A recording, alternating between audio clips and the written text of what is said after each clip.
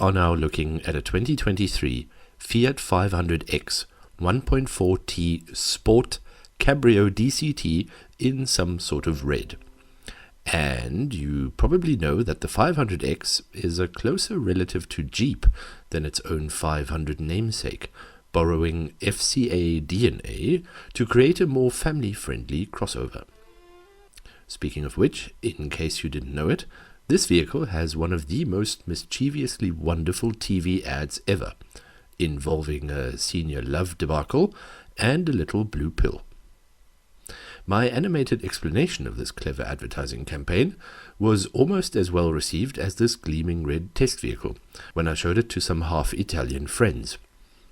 Although I pointed out its slightly bulbous nose and oversized alloys, these fashionable folks brushed it all aside with gushing comments. They loved its more confident shape when compared to a regular Cinquecento. The tail end received quite a bit of praise, with those stylish body color light cluster inlays and tasteful pair of chrome exhaust tips.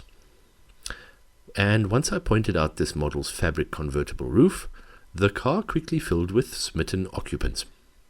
This is where everyone discovered the equally stylish interior, which obviously offers more space than the two-door Love Bubble, yet also has some four-door or X-specific touches, like a proper instrument cluster. The infotainment system may not be a huge iPad as in other vehicles, but it gets the modern media job done. The chunky multifunction steering wheel with its array of buttons may take some getting used to, as their commands are sent to either the media system or part digital gauge cluster.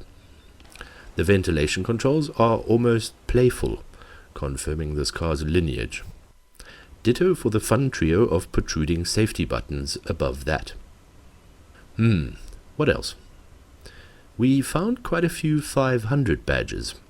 In the large slab of satin silver plastic on the dashboard, on the front seats, inside each of the alloy wheels, as well as on the car's nose and flanks of the two extremely stylish headlights.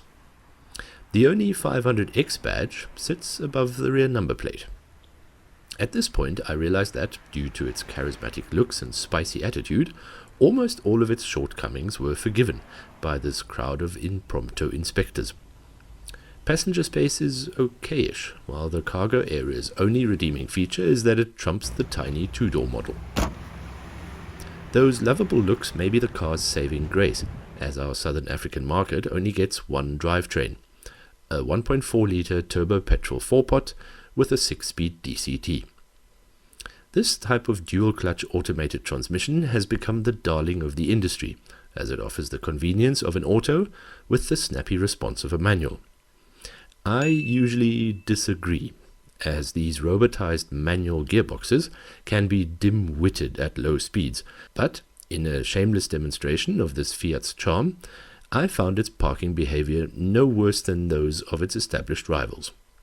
In fact, it's eager to shift down or hold onto gears a little longer, which helps during city driving. Those aforementioned alloy wheels have super ultra low profile rubber wrapped around them, so the ride comfort in this car borders on choppy. Hand on heart, I actually expected much worse, but it may be worth your while to go for a lesser model and or bigger tire combo if ride comfort is of much importance. Highway manners were a bit of an eye-opener though, as an early morning airport run proved that the fabric roof is fairly well insulated, but obviously produces an extra degree of wind noise. The 500X rides and cruises beautifully at 120 km an hour, albeit with a gently swaying speedo needle. How typically Italian. Motorway consumption is also quite pleasant, as it gets dangerously close to the 5.7 litres per 100 kilometers claimed by the manufacturer. With a 48-litre fuel tank, that means a Fiat 500X can even be a decent December holiday car for small families with insignificant luggage, or stylish dinks who just buy everything when they get there. My biggest gripe with this vehicle was confirmed on the return journey, where I wanted to get a move on, and the 500X Sport was anything but sporty. Perhaps due to its size and weight, what was an excusable lack of zest around town turned into an alarming power deficit at higher speeds. Kickdown commands over 100 kilometers an hour are obeyed fairly instantly, but the resulting shove is somehow missing. The engine struggles to increase momentum at medium or high RPMs. This was concreted by me thoroughly losing a highway battle to a dented old Nissan Lavina, or in colloquial terms, a shitbox. The data for this dilemma can be extracted from our performance tests, where you'll find that 0 to 100 km an hour took a rather unsporty 10.16 seconds, and getting to 140 km an hour took twice as long. The quarter-mile time was also forgettable, while our single brake test from 100 km an hour took exactly 3 seconds and 41.96 meters. Does that mean you shouldn't buy the new 500X Sport?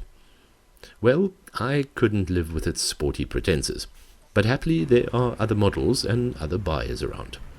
You can certainly find bigger and faster vehicles elsewhere, but I promise that they won't have the same charm or joy that this compact Italian crossover delivers.